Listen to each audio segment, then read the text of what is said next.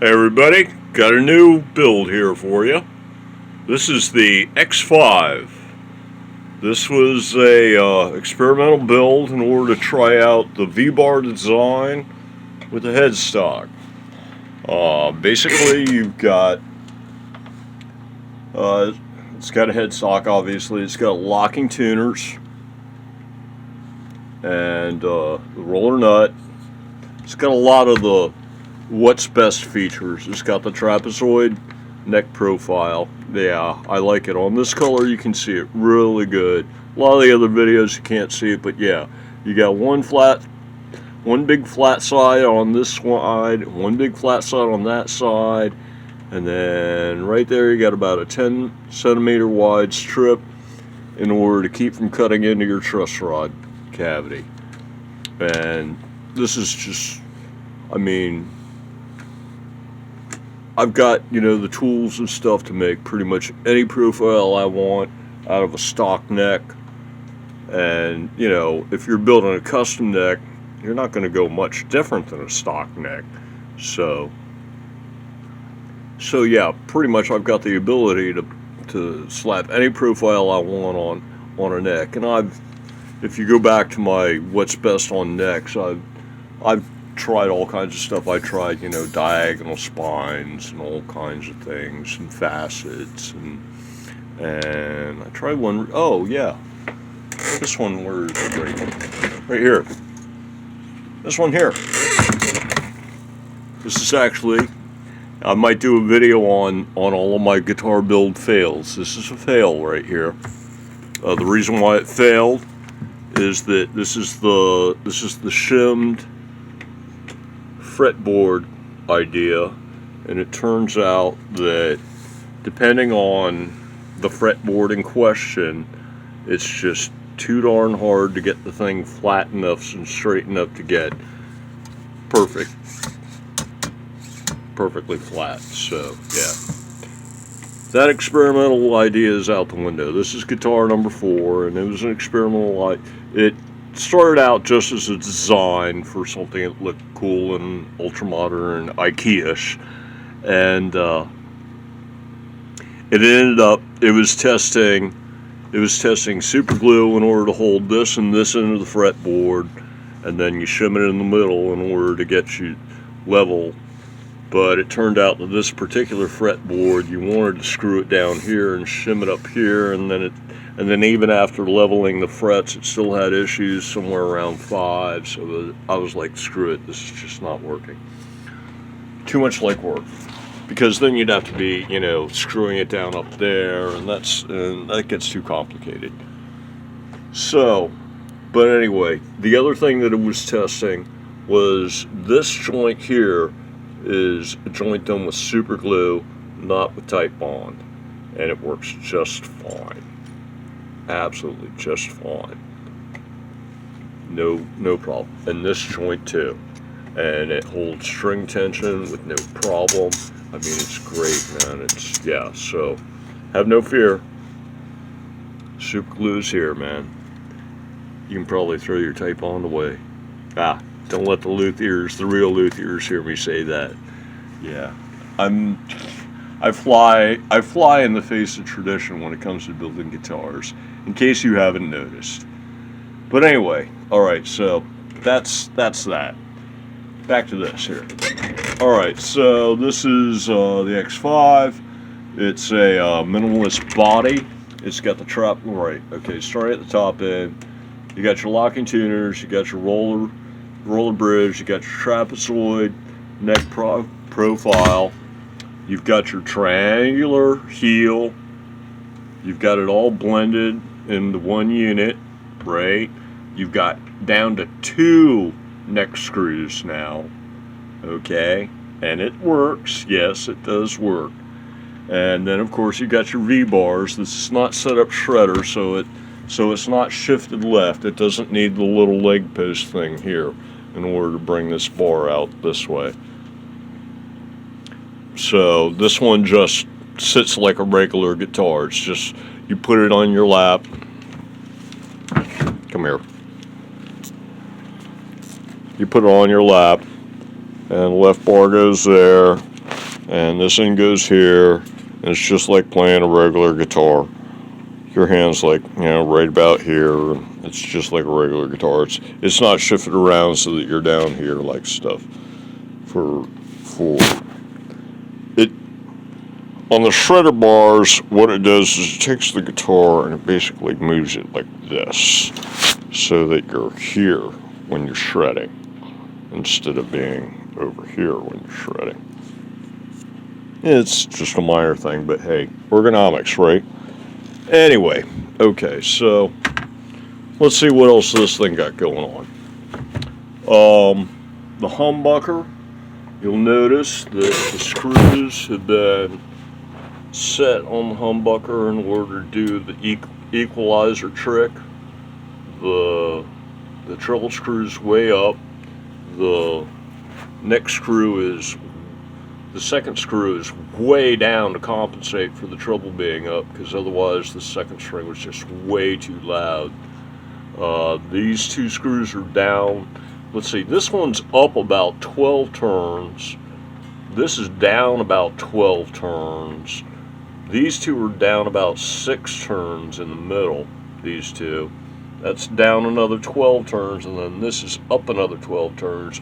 And it gives the whole thing a much flatter response, much better frequency response curve for this pickup, with the screws adjusted that way.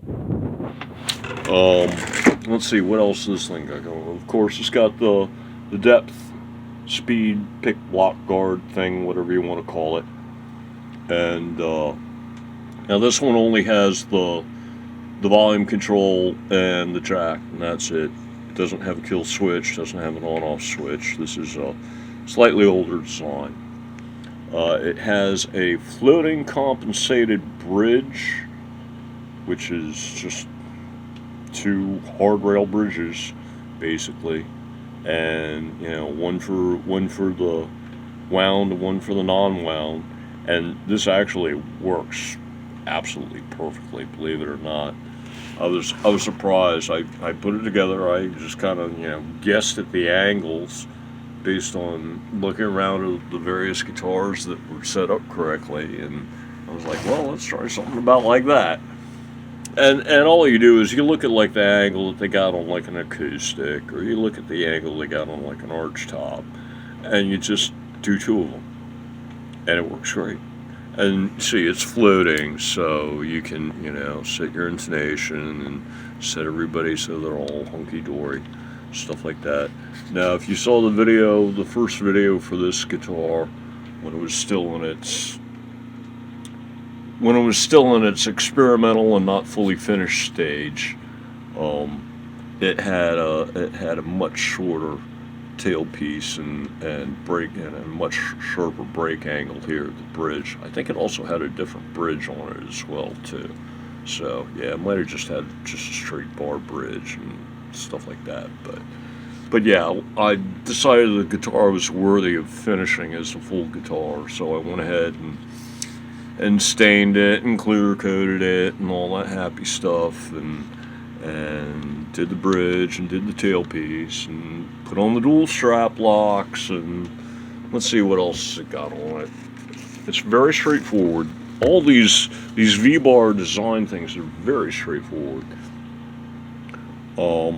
Yeah, the wiring, it's just pickup goes around here to the pot for the volume, and then off to the jack, and that's all there is to it. So yeah, real simple wiring. It's using string through design, means you don't have to, you know, you don't need a tailpiece at all. Save you on hardware when you're building something. I mean, it's like, look at this thing. It's got a string through there. It's got a homemade bridge. So I'm paying for what? A pickup? I can pick up something like, I can get something like that for like $10, man, on eBay or Amazon.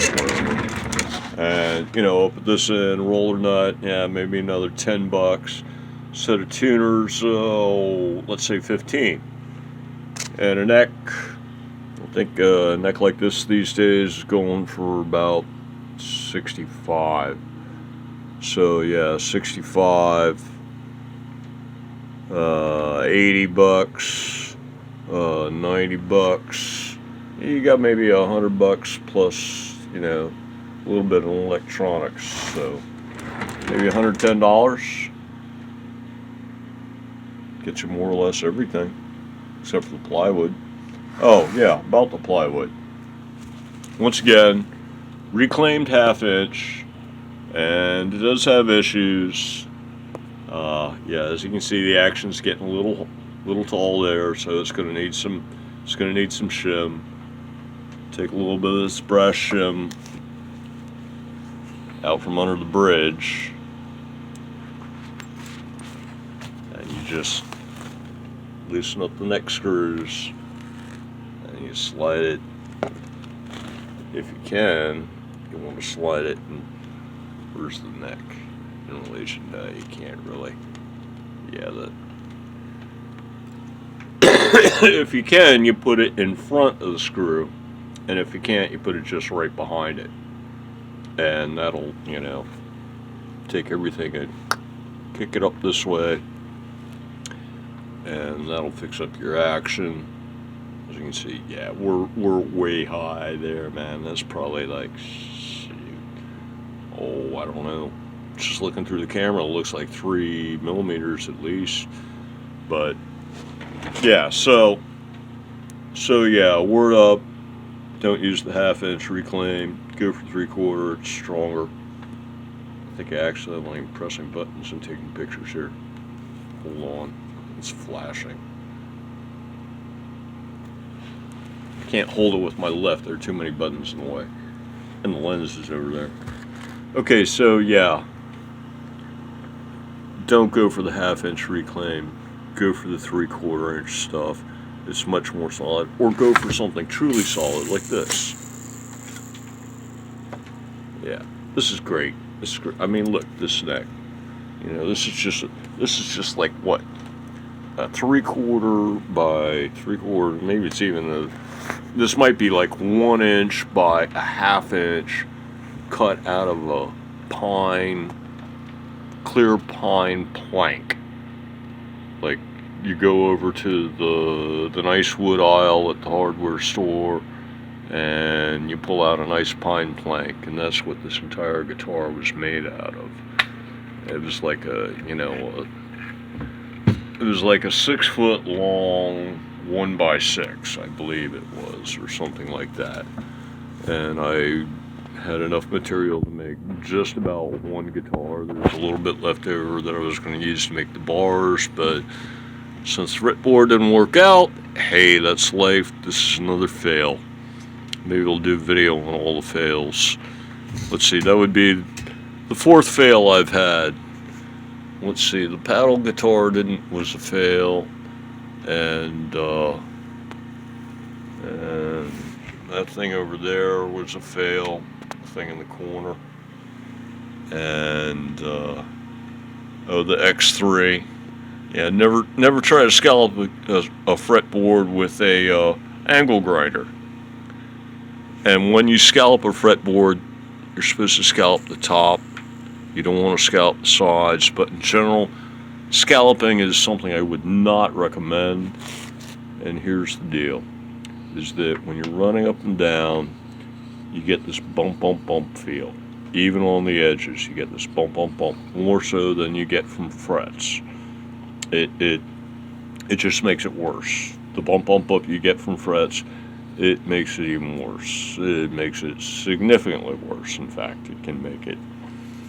And what's going on is, the problem is we don't all have long, thin fingers. And so, you can see this thing doesn't have great action. How's the action on this thing? This one's a little better, I think. Yeah, this one's a little better.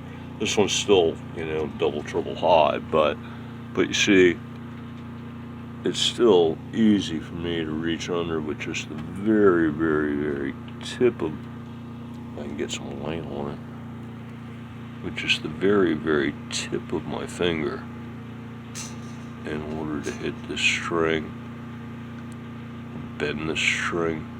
But then again, I've got good calluses from playing for 41 years, so what would you expect? I can hook that, and see, I don't have any fingernails at all because I'm a hot rodder, and if you have fingernails, long fingernails, then dirt gets under them, and Lord knows they get dirty enough just from staining guitars, so. But anyway, I digress. Back to this thing. I think we've covered just about everything. It's a super simple design. It covers, all the basics. It's got great balance. It's got, it works functionally as a guitar in every way, absolutely perfectly. When you pick it up and put it in your lap, it's like the thing is just floating in front of you. When you pick it up and play it and stand up with the strap, it's like the thing's just floating in midair, exactly where you want it to be. So absolutely perfect balance. The thing only weighs 3 3/4 pounds, believe it or not. This is the second lightest guitar I've ever made, aside from the X-6, which is a tail tuner version with no headstock, and thus it loses half a pound of weight. But yeah, so this is it in the minimal body with the trapezoid and a headstock and the twin V-bars, non-shredder V-bars, just the regular, no offset.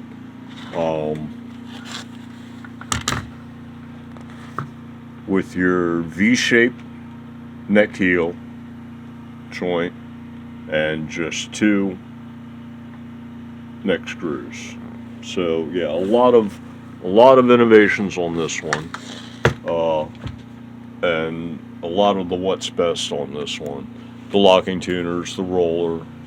Actually, I'm starting to think Floyd Rose over roller these days.